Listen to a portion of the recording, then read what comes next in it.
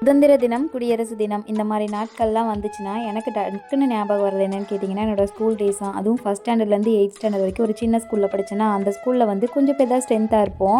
இப்போ ஃப்ளாக் வந்து மேலே ஏற்றும் போது அந்த பூ வந்து நம்ம மேலே விழுந்துச்சுன்னா நம்மளுக்கு நல்லா படிப்பு வரும். பே கிளாஸ் அக்காங்க யாராவது சொல்லியிருப்பாங்களா, அப்போ அந்த பூ என் மேலே தான் விழுகணும், மேலே தான் விழுகணும்னு சொல்லி சண்டை கட்டிக்குவோம். அதோட ப்ரேயர்லாம் முடிஞ்சு அந்த தாயின் மணிக்கொடி பாட்டு இருக்கு இல்லையா, அதெல்லாம் பாடி உள்ளே போனால் ஏதாவது காம்படிஷனில் நம்ம வின் பண்ணியிருப்போம். சுதந்திர தினத்துக்காக வச்ச காம்படிஷனில் அதுக்கு வந்து ப்ரைஸ் கொடுப்பாங்க. நிறையா டிக்ஷனரி, புக்ஸு, நோட்ஸுன்னு சொல்லி நிறையா வாங்கினதெல்லாம் ஞாபகமாக அந்த ஞாபகத்தெல்லாம் இன்றைக்கி காலையிலேருந்து நினச்சிட்டே வந்து சமைக்க ஆரம்பித்தேன். அனைவருக்கும் இனிய சுதந்திர தின நல்வாழ்த்துக்களுங்க. உங்களுக்கும் இந்த மாதிரி ஏதாவது ஸ்வீட் மெமரிஸ் ஏதாச்சும் இருந்துச்சுன்னா மறக்காமல் கமெண்ட்ஸில் சொல்லுங்கள். இனி நம்ம நினைவுகளால் மட்டும்தானே அந்த டேக்கு வந்து நம்ம போயிட்டு வர முடியும். இனிமேல் நம்ம என்னதான் ஸ்கூலுக்கு போனாலும் நம்ம பெரிய பசங்களாயிட்டோம், குட்டி பசங்க இல்லை.